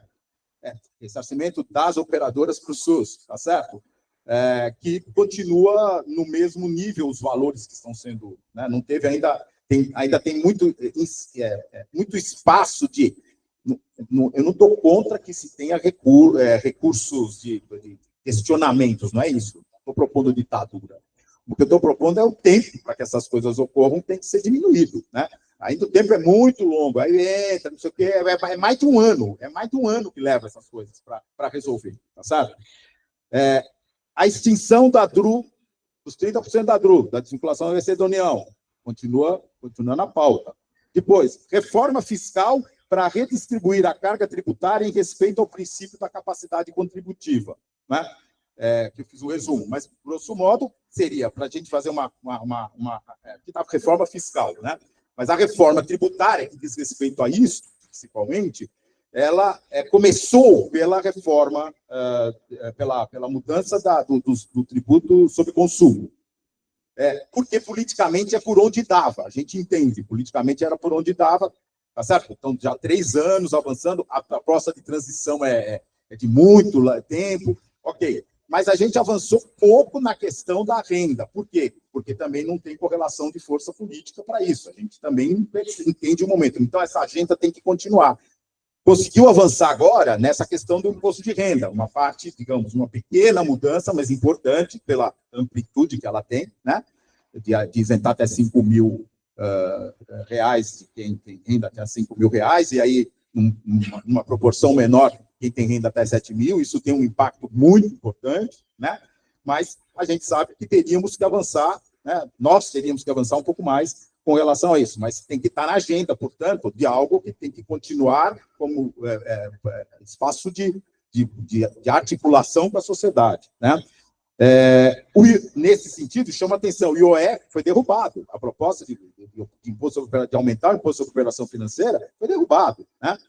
Que teriam, esse tem um caráter, só quem tem grandes, né? Porque baixas transações financeiras não seriam tributadas, né? Isso não passou, tá certo? Acho que também, dentro dessa reforma fiscal, a gente precisa pensar e incluir numa agenda mais específica a questão da mudança da política econômica, até para atingir o que o artigo 196 fala, né, que a saúde é direito de todos os deveres do Estado, mas não para aí, né, o artigo, vírgula, garantido por meio de políticas econômicas. Então, nós temos que incidir sobre a política econômica, especialmente a política monetária, que ela tem feito um estrago considerável sobre a política fiscal, no limite. Tá certo? Porque na medida que mantém esse juro absurdo de 15%, não tendo mais uma inflação que sirva como argumento para manter taxas elevadas de juros, o que isso compromete, já está sendo apontado, os indicadores para o ano que vem são indicadores de queda do crescimento, do crescimento econômico, para menos de 2% no ano que vem, está projetado. Tá certo? A recuperação de emprego que teve, muito provavelmente, se não tiver qualquer mudança desse cenário mais restritivo, poderemos ter problema num momento pior, que seria quando? Na metade do ano que vem, começar a ter reversão do quadro de retomada de emprego e renda, tá certo? Então, aqui acho que é uma coisa importante. E acho que temos uma coisa que colocar na nossa agenda, que quando a gente vai buscar mais recursos para o SUS, lutar por mais recursos para o SUS, que passe por uma reforma tributária que seja mais progressiva, né, tal, mas que a gente também tem que fazer, que eu acho que é importante fazer com a sociedade um cara-crachá. Eu quero mais recursos para que exatamente na saúde? Né? Para que a gente possa pontuar, olha, mais recursos vai ser para isto, para isto, para isto. O Conselho Nacional de Saúde, em 2015, tinha colocado que era para reestruturar a atenção primária à saúde, de modo que ela seja ordenadora da rede de cuidados, tarará, tarará. 2, a questão da valorização dos profissionais de saúde. 3, os investimentos no complexo econômico industrial da saúde, tá certo? Mais recentemente, esse assunto se associa com a questão da soberania sanitária, etc. Estou só dizendo o que aconteceu lá em 2015, tá certo? Temos que fazer pensar alguma coisa semelhante para esse cara crachá, tá certo? E nessa perspectiva, uma coisa que eu tenho me preocupado é com relação a esse programa, agora tem especialista. Por quê? Ele é um programa de transição, pelo que foi, né, tá, todos os documentos oficiais, vai até 2030. Então, para que em 2030, que seria o último ano da transição, a gente não esteja na mesma situação de 2025, é preciso que ocorra, nesses 5 anos, um conjunto de investimentos que seja tanto do ponto de vista de rede física, estruturação de rede física, como da própria questão da formação dos profissionais de saúde na área da atenção especializada. Eu não vi até agora, não consegui identificar nenhum, pode ser que ainda esteja, né, em conjunto de medidas aí que estão ainda para ser anunciadas, mas, por exemplo, qual é a mudança do plano plurianual, que ainda 26 e 27 é o plano plurianual que está vigente, portanto, a parte do Plano Nacional de Saúde também, tá certo? São 2 anos pela frente, já tem, se vai mexer no plano plurianual, tem que caminhar para o Congresso, isso vai demandar articulação com a sociedade, por exemplo, certo? Porque aí a gente sabe como é que tá as coisas que tem que votar no Congresso. Se não for coisa para mexer aqui no PPA, mas no Plano Nacional de Saúde, que não precisa ir para o Congresso, tem coisa para mexer. Então, eu acho que aqui, exatamente porque aqui a gente a gente percebe na linha que o professor Jair Nilson colocou, que o privado vai encontrando mecanismos, né, historicamente falando, não é só aqui no Brasil, mas historicamente falando, de se apropriar de coisas que não eram antes consideradas do mercado capitalista, né? Lembro até de textos clássicos da Rosa Luxemburgo, mostrando que a questão do imperialismo não era só a discussão com outros países, mas tinha também interna. É a mesma coisa aqui. O que a gente tem aqui? Esse em 2025 e 2030, se não se fizer nada, a transição vai virar eterna. E aí eles encontraram um espaço de apropriação diante da, digamos, desestruturação do setor público. Então, essa é uma coisa importante que a gente tem que buscar. Meu tempo já acabou, então só gostaria de dizer o seguinte: revisão de gastos tributários também aparecia lá no programa, importante. Em 2026 está previsto 620 bilhões de gasto tributário total, 620 bilhões de gasto tributário total, tá certo? Sim, gasto tributário é a renúncia de receita, ou aquelas isenções que a legislação estabelece para diferentes setores não pagar impostos, tá certo? 620 bilhões, só ligado ao setor saúde, 108 bilhões, que é hospitais filantrópicos, é o que deduz de imposto de renda, quem paga plano de saúde, deduz de imposto de renda quem contrata médico privado, tá certo? E outras cositas mais que tem lá dentro dessas isenções, tá certo? Então, isso é importante também de a gente ter essa dimensão. Quando a gente fala, é um valor pesado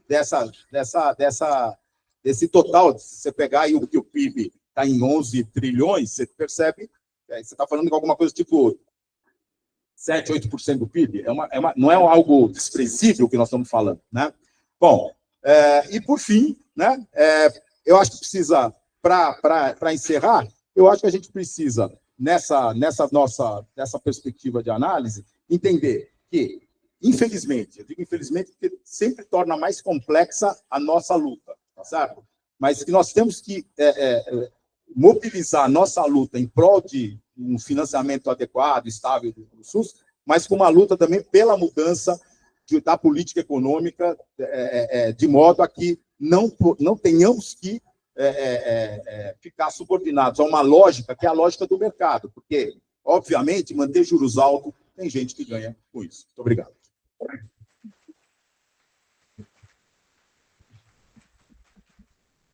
Nós começamos bem a montagem da pauta, né, que nós vamos de incidência nas eleições do ano que vem. E esperamos chegar lá por volta de agosto com uma agenda completa que contempla esses pontos todos. Eu só queria lembrar aqui uma lenda do samba que diz que o samba lá do Paulinho não rodava até que um cara disse: tem que botar porém, ai, porém. Sem o porém, não roda. Então, esse sujeito teria até pedido autoria, participação da autoria. Enfim, vamos chamar agora o nosso último expositor, o nosso anfitrião, Rômulo, com a palavra.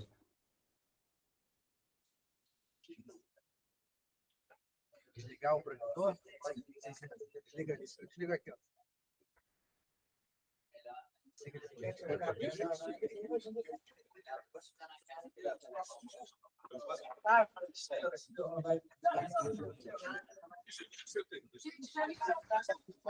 Já está resolvido. Era fácil. Era só no on-off.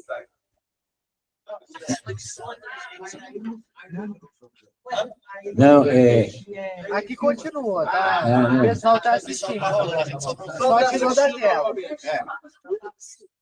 Era muito simples. Era apertar um botãozinho. No tempo que a gente... Né? Gente, olha, bem-vindos, bem-vindas ao maior congresso da história da Brosco.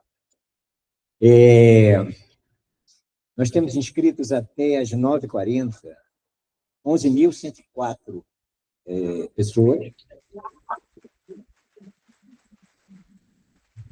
das quais 72,5% mulheres. Bom, dá para ver aqui, não? 22,6% homens cis, 28 mulheres trans e travestis, 26 homens trans, 5 pessoas não binárias e 68 participantes que não definiram. Essas informações elas são muito importantes, porque quando a gente vai estudar a desigualdade, é importante que nós tenhamos a informação social. Essa é uma grande questão para nós. Eu tenho outros dados aqui, mas eu vou poupá-los disso, apenas para dizer o seguinte: em primeiro lugar, em termos de participação por estados, é o Rio de Janeiro, depois São Paulo. Mas eu vou explicar um pouco por quê. Depois São Paulo, depois Brasília, depois Bahia, depois Minas Gerais. Depois Minas Gerais. Mas isso muito tem... Em primeiro lugar, essa proeminência do Rio de Janeiro tem muito a ver também com o apoio da Fiocruz. Então, é preciso fazer alguns registros desses apoios institucionais que viabilizam a vinda das pessoas ao Congresso. e nós tivemos 1.500 pessoas com isenção de participação no Congresso, dentro da nossa política de inclusão da Abrasco. Bom, então, esse eu queria dar um spoiler, porque eu vou repetir um pouco disso hoje na abertura. Eu só queria começar contando uma historinha. Quando eu fazia doutorado, eu tinha uma colega sul-coreana, e que era trotskista, assim, muito ativa. Ela dizia assim... então, ela dizia o seguinte, que esse negócio de ser marxista de país, de periferia, é um problema, porque você tem que entender de economia, tem que entender de política, tem que entender de filosofia. É uma exigência tão grande, né? E um pouco do que nós sanitaristas, conversando sobre esses temas todos. E eu queria entrar na conversa discutindo um aspecto mais, digamos assim, mais da disputa imediata. E um pouco do que fazer, né? É claro que nós não temos necessariamente concordância com todos os aspectos do que foram tratados aqui. E se nós formos olhar como a esquerda ela observa o momento político agora, eu definiria assim. Existem, na verdade, duas grandes percepções. Uma é de que nós estamos numa situação de um presidencialismo de coalizão disfuncional, em função do desequilíbrio de poderes, onde o Congresso Nacional, digamos assim, descalibrou essa relação entre os três poderes, sequestrando parte do orçamento. O FUNCIA tem estudos enormes sobre isso, mostrando isso, sobretudo, na saúde, e aí teve um aspecto perverso, porque a definição de que as emendas deveriam contemplar a agenda da saúde acabou provocando um efeito perverso sobre o orçamento da saúde. Ou seja, aquilo que deveria ser uma espécie de contrapeso, contramedida para proteger da alocação irresponsável ou não republicana, acabou punindo a saúde, e de forma crescente. Então, esta questão desse desequilíbrio coloca o governo federal numa posição de uma disputa muito tensionada para exercer a sua condição de poder executivo. Então, esse é o primeiro aspecto que obstrui, em grande parte, a realização de uma agenda progressista. Ainda que, obviamente, não seja, nem de longe, um governo que não realizou muitas coisas. O Genilson fez registros importantes em relação a isso. Aliás, eu queria aproveitar e agradecer também o apoio do Ministério da Saúde, agradecendo a Eliane Cruz. Muito obrigado, Eliane, pelo apoio todo que nós temos tido do Ministério para realizar este congresso. Mas eu falava, então, a vocês o seguinte: essa relação descalibrada, portanto, que inclusive também empoderou muito o judiciário, e tem sido fundamental, inclusive em momentos de disputas cruciais no país, coloca o executivo federal muito fragilizado. Vocês recordam que no passado era exatamente o inverso. De uma certa forma, o Congresso era muito subalterno ao executivo até determinado ponto. Porque este executivo, por exemplo, desde a redemocratização, já fez 2 impeachments. Então, o legislativo, perdão. Então, não é também qualquer coisa. Mas, no geral, é um pouco isso, e, no geral, um pouco o que acontece nas assembleias legislativas, estaduais e distrital, e também municipal. Muito caudatários do executivo, para usar essa expressão antiga. Caudatário, eu acho que ninguém usa mais. Depois tem nota de rodapé. Mas, então, esse é o primeiro ponto. Nessa definição que a esquerda, ou parte da esquerda, faz, é o seguinte: é uma situação de desvantagem que precisa ser superada numa disputa eleitoral, e por isso é preciso ter muita atenção a ela, para que se possa fazer um processo de, digamos assim, de reconversão desse equilíbrio. Notem uma coisa interessante, ainda nesse aspecto, de que logo no início se falava muito assim: bom, não é possível que esse desequilíbrio já foi longe demais. É preciso encontrar uma nova forma de repactuação dessa relação entre esses poderes. E no governo Bolsonaro, por exemplo, parte dessa questão foi resolvida da seguinte forma, onde se institucionaliza esse sequestro do orçamento e, de uma certa forma, tem algum nível de preservação, apoiado sobretudo nos militares, mas em outros grupos também, em relação aos cargos no Executivo.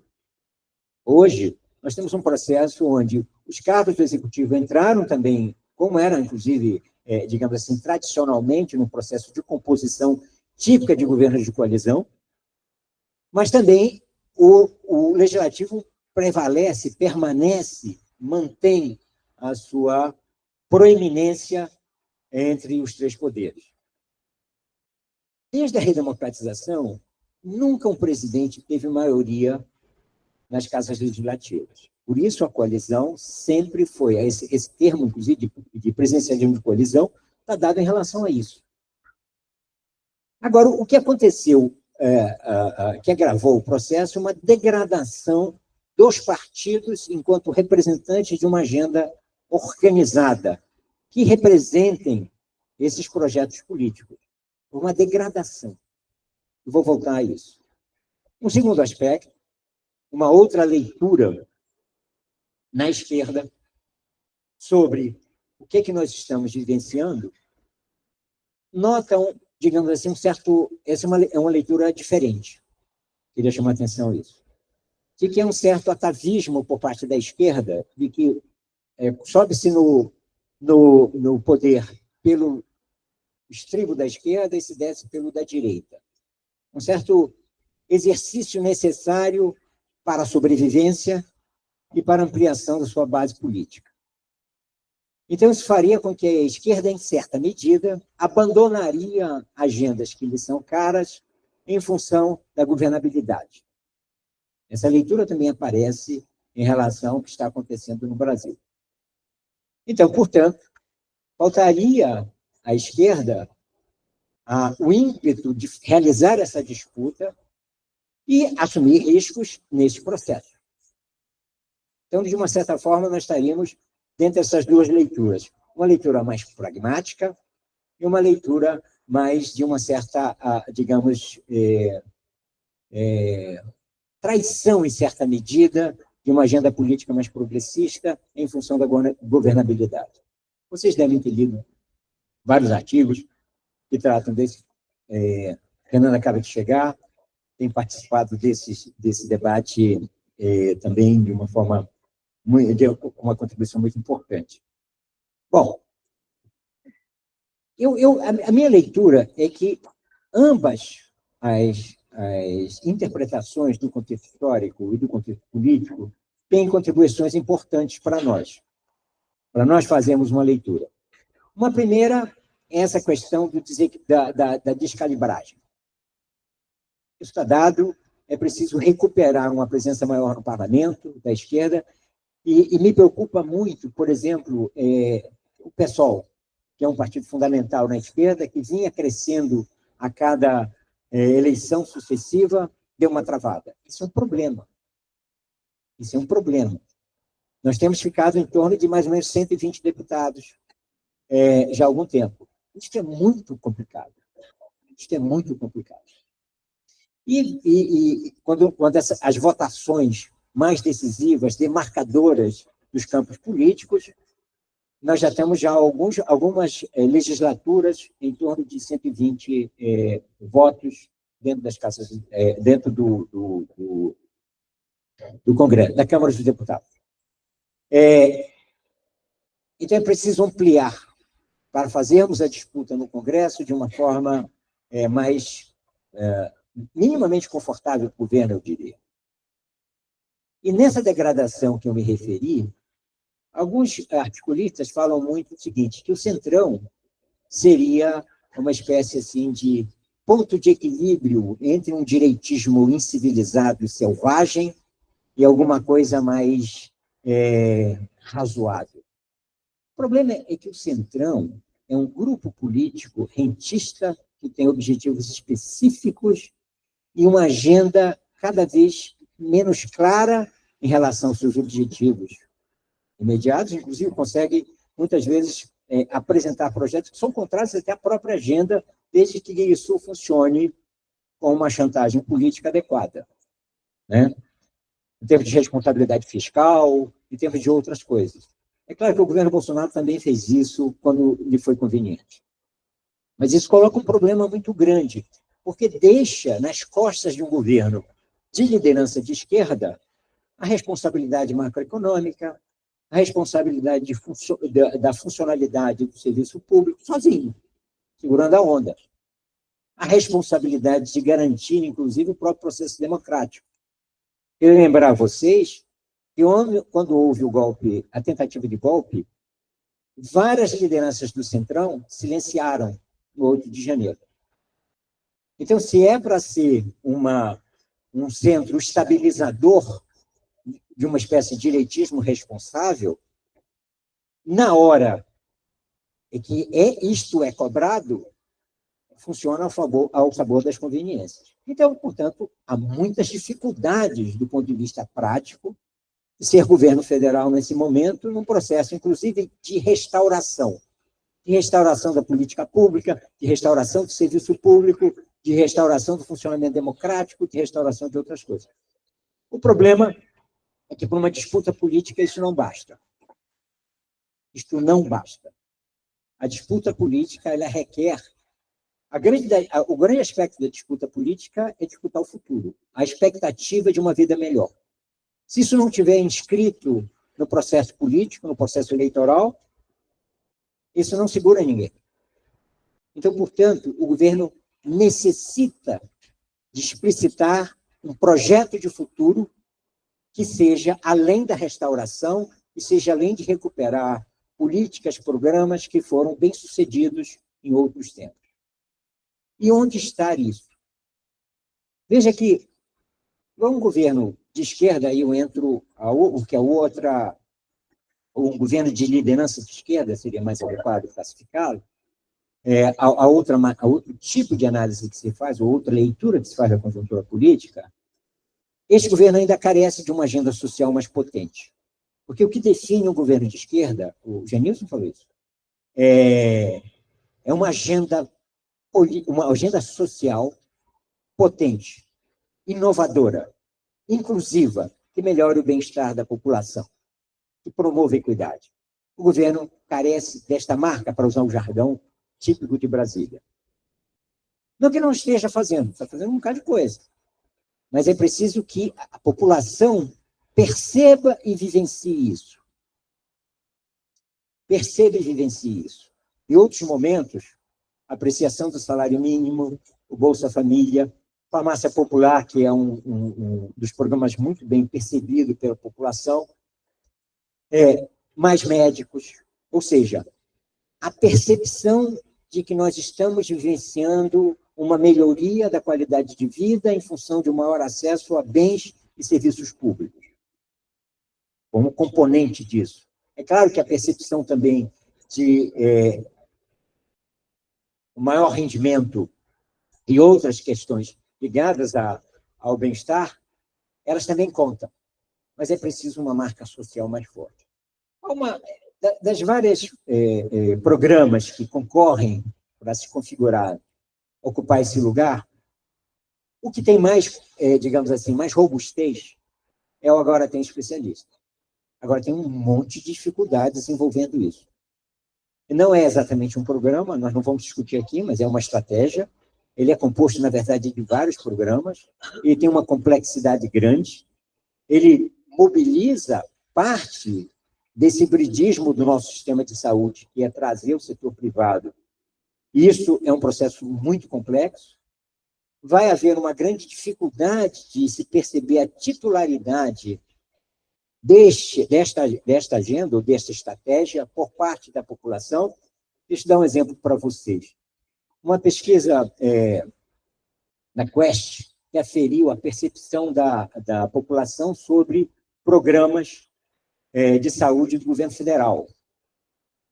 Um dos mais bem avaliados foi saúde digital, que ainda não existe uma participação do governo federal na ponta. É porque a população, mas muitos municípios têm. A população não sabe o que é o quê. Depende da hora da pergunta, ela não é devidamente decodificada pelo respondente. No caso do Agora Tem Específico, isso vai aparecer com muita força, penso eu. Eu vou concluir, então, para dizer a vocês o seguinte. Quando Sônia falou daquela agenda que apareceu em Nova York, que apareceu na Irlanda, à esquerda, isso já existe no Brasil. A direita já fez isso. A direita brasileira, no Brasil, mobilizou um contingente social importante já há bastante tempo, uma militância digital organizada, organizadíssima, e, aliás, um dos principais instrumentos que a família Bolsonaro detém em relação aos seus outros pares da extrema-direita, e que nós, nessa disputa, que nós precisamos fazer, e eu concordo com isso, obviamente, nós temos conteúdos distintos, e há uma distinção importante em relação a essa enorme competência que a direita tem demonstrado no mundo, mas tem demonstrado no Brasil também. Flexibilidade, temporânea, em cima da hora, a notícia, organizadíssima, e eles não têm nenhum constrangimento moral de publicar qualquer coisa. Isso dá a eles uma capilaridade e um engajamento que é impressionante. Essas tias dos atos que a gente fala, os tios dos atos que a gente fala, se multiplica para uma juventude ativa, combativa, deixou de ir às ruas, por razões diversas, mas ela é potente. Então, nós precisamos disputar, temos melhorado, mas precisamos disputar muito mais. Uma última questão é o seguinte. Não tem, mas ainda bem. Como se diz lá na Minas Gerais, graças a Deus que nós temos discordância. Graças a Deus. É importante também a questão da agenda.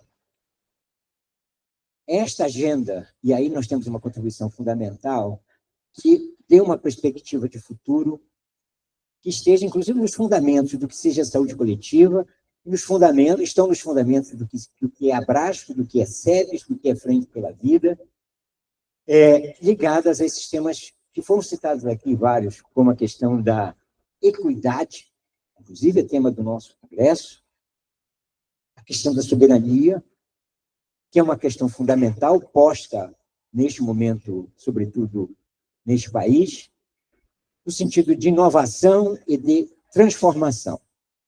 Nós vamos precisar ter uma agenda mobilizadora que contenha fundamentos dessa ordem. E a saúde coletiva do Brasil tem muito que contribuir nessa história toda. Obrigadão. Vamos à polêmica. Obrigado, Romulo. Nós estamos aqui com um problema em relação ao tempo. Estamos aqui conversando, falei com o Túlio. Então, temos assim, duas propostas aqui rapidamente para decidir. Túlio, você pode colocar? Olha, gente, o papel chato gerenciar o tempo. Eu sei que muita gente quer falar, eu mesmo quero. A Lúcia quer, e a Sônia acabou de falar que quer, o Noronha quer. Se nós abrirmos debate, nós não faremos a segunda mesa. Essa é a opção. A segunda mesa é a mesa que nós vamos discutir a agenda da Frente pela Vida para 2026. E nessa discussão da agenda, nós temos decisões políticas e decisões de organização da Frente pela Vida para ser feitas.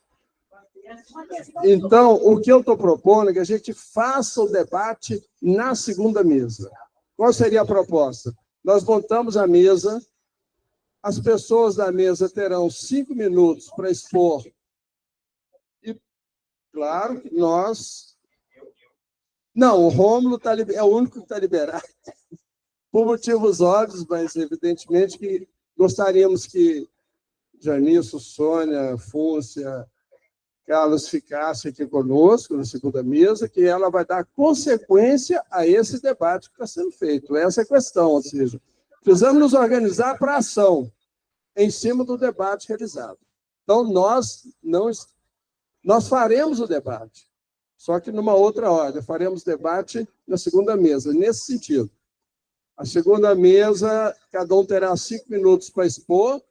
A Magano vai expor a agenda do Conselho, eu exponho em 5 minutos, que eu estou pensando em cima disso aqui.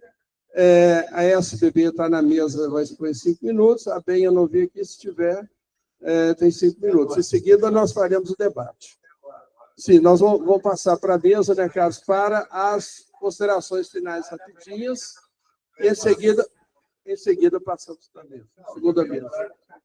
Precisa ter, acho que passa direto. Então, agradecemos aqui à mesa as excelentes contribuições. Muito obrigado. Guilherme, pode voltar à tela. Gravação, pausa. Pausa para a gravação. Você tem que encerrar, não só pausar, tá?